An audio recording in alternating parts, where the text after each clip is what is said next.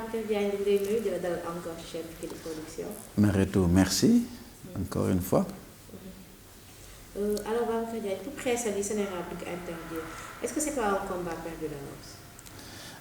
Pas du tout, ce n'est pas un combat perdu d'avance. maa ngi gis sax ci Libération que je lis souvent démb rek benn kilifa monsieur Gimba di wax ne nous avons fait xawma un coup d'épée dans l'eau. Il est pour le combat moom ànd na ci ak ñun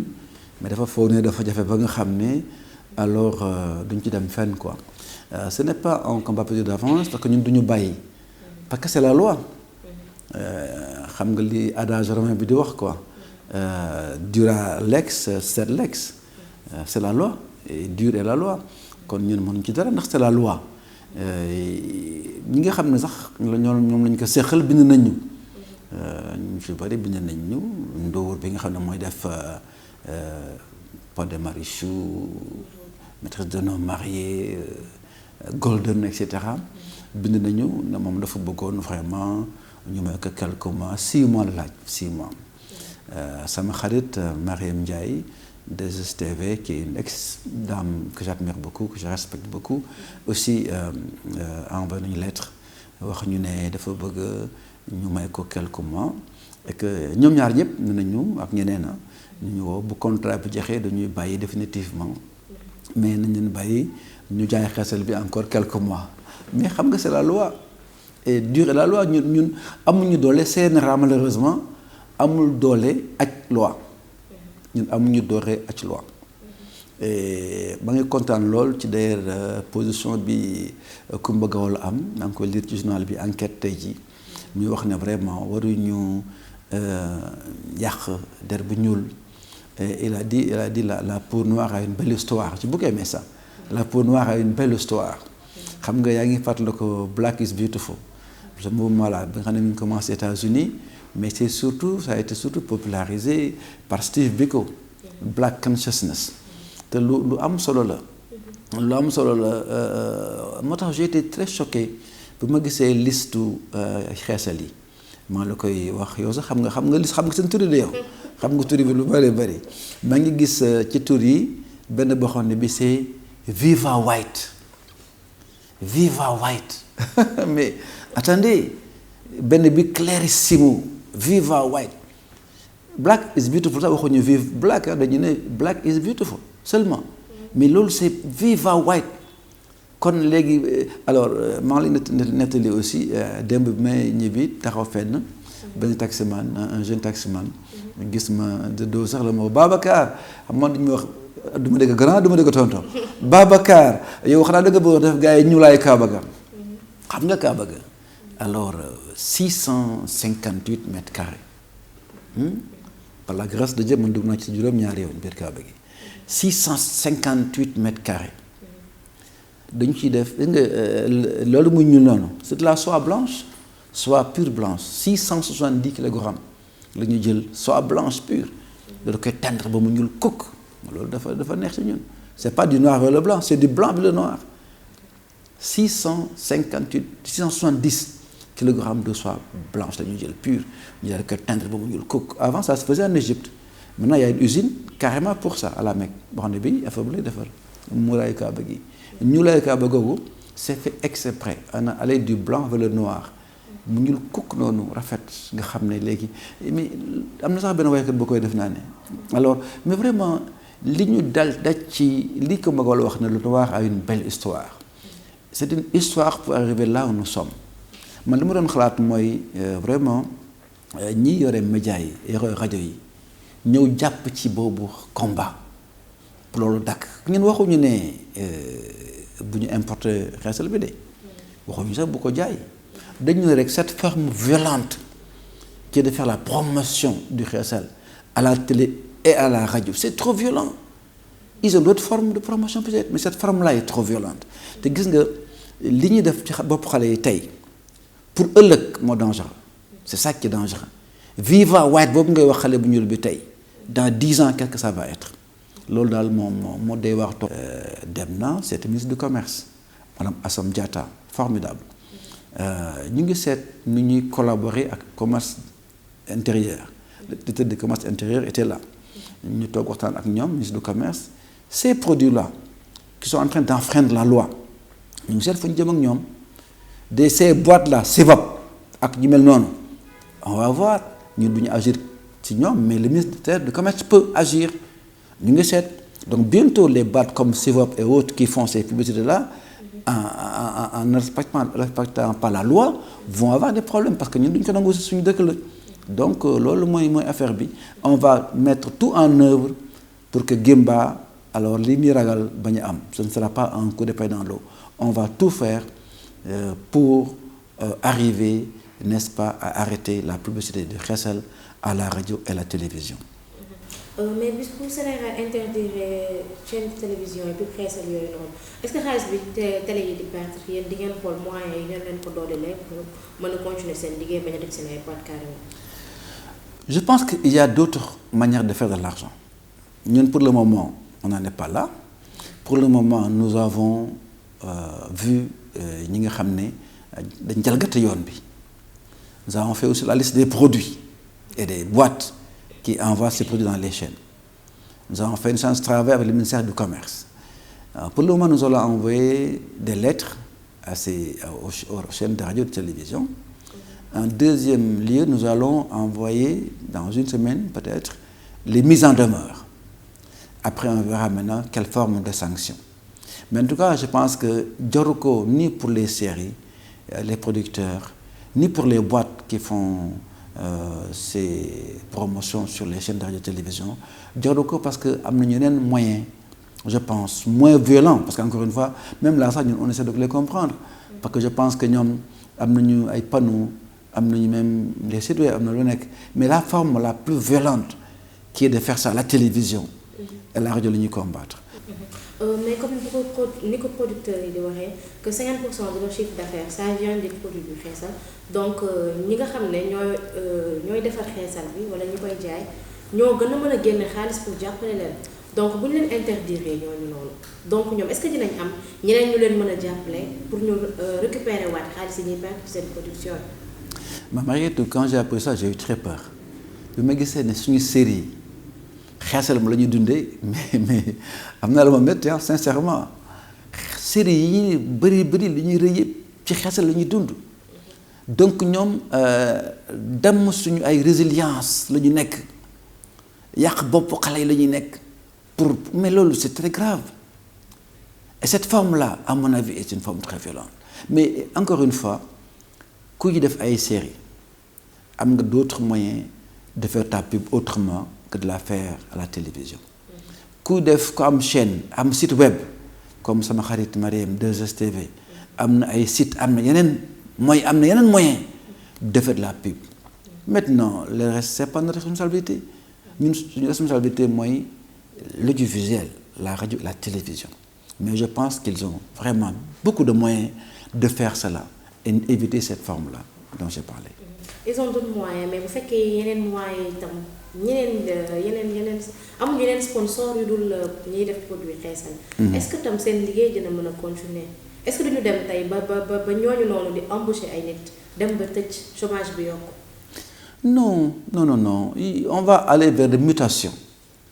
simplement parce que léegi li ñuy wax mooy comme loi la parce que encore une fois c'est la loi hein. Une société qui est organisée a des lois. Nous nous sommes donné des lois qu'il faut appliquer. Donc aujourd'hui, ñoom ñu leen permettre ñu def publicité bi ci télé bi ak rajo bi contre la loi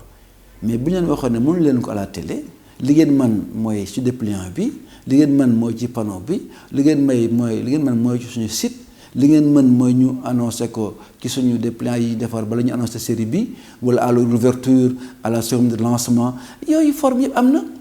yoo xam ne dinañ la fay li ñu la war a fay parce que boo laajee ne sans ça da ngay bañ ñu fay li ñu war a fay bëgg lu yomb rek la bëgg lu yomb kese moo tax ñu koy def comme ça mais ñun ñëpp war nañu xalaat qu'est-ce que ça va faire encore une fois je reviens à ce que dit Coumba Gawlo la peau noire a une belle histoire waxuma poème Senghor mais li ko jiitu waaw sax mën naa dem sa gën a sori donc ba 1895 Xaadimu Rasuul liggéey ci mais kon ñun vraiment def naa ne ñun ñoo war a gis ñun suñu bopp en tant que patron de chaîne de télé et de radio seet bu dee dañ ko war a def te mën ñu ko bañ a def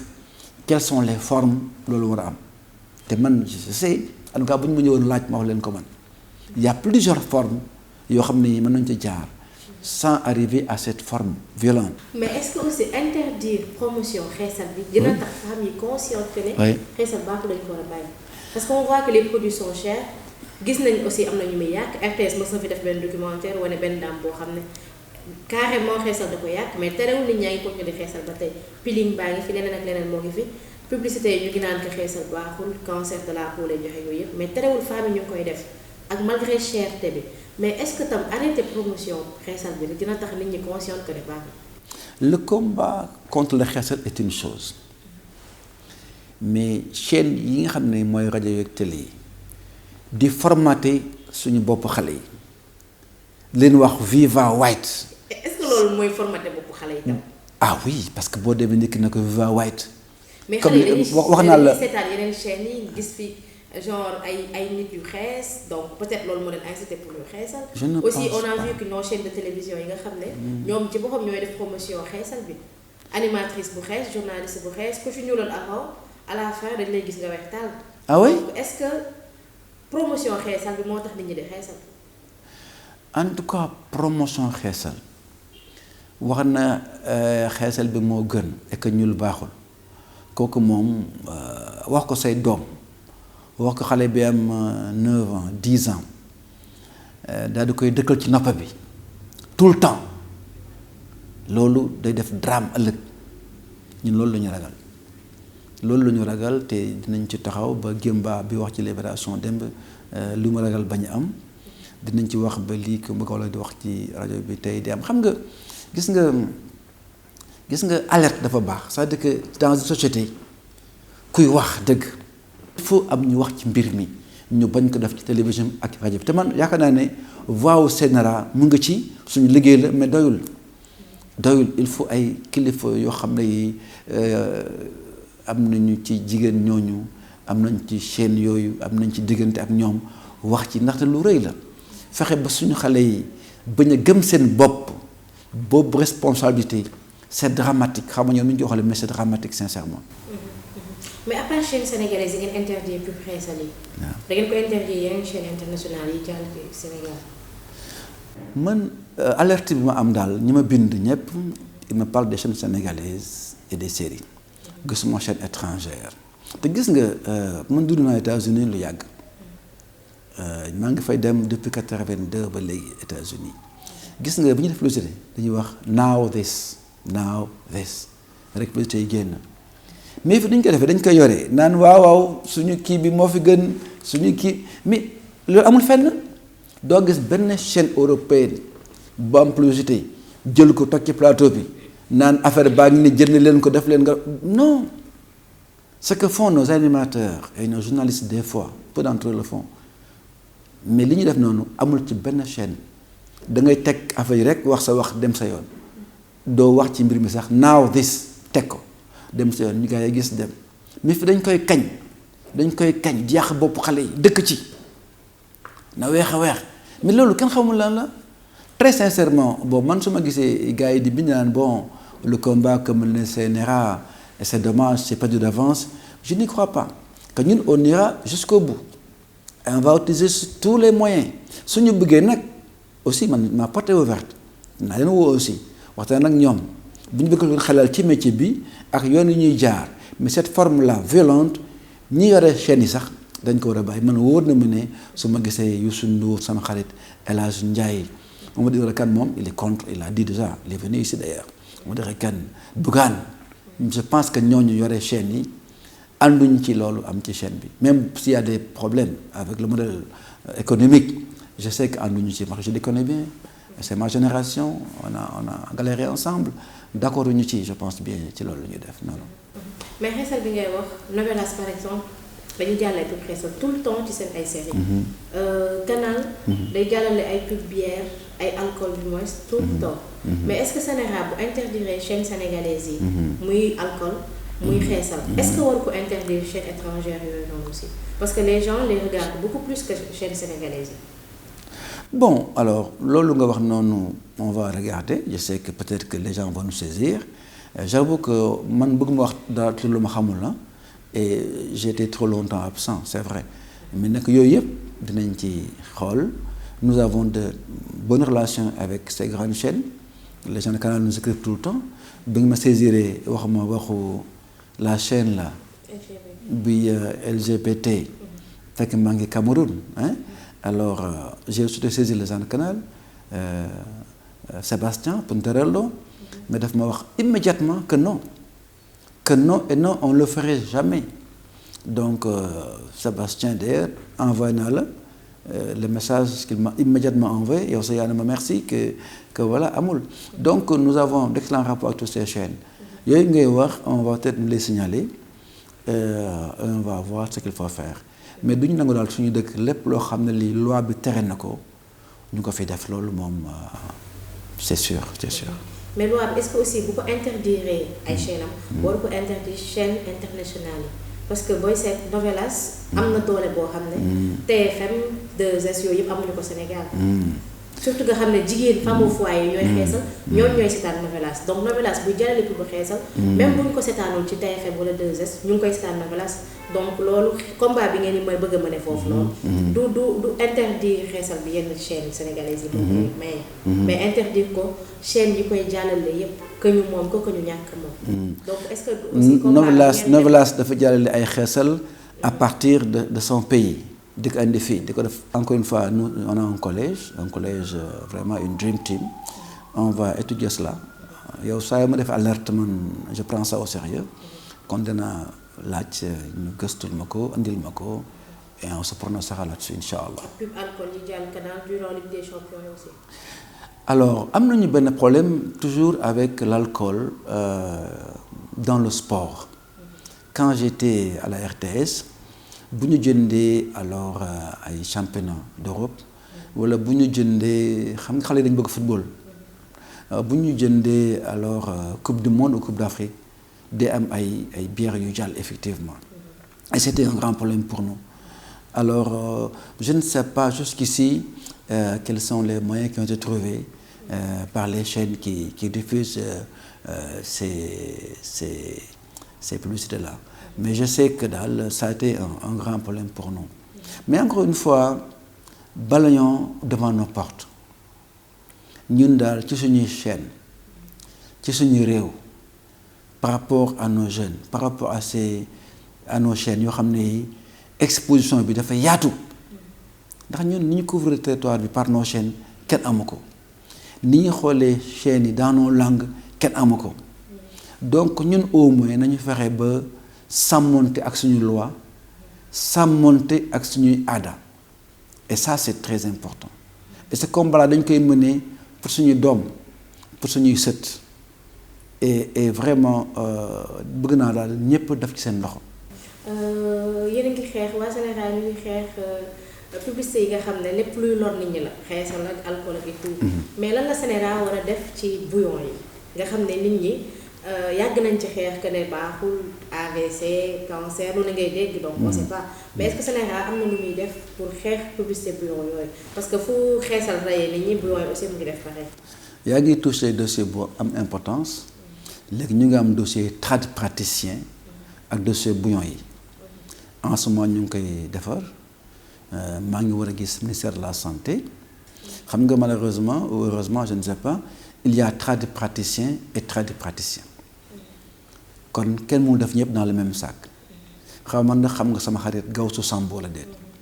defe naa ma ak moom TGP alors moi j'ai fait la santé par les plantes avec Gawsu Sambo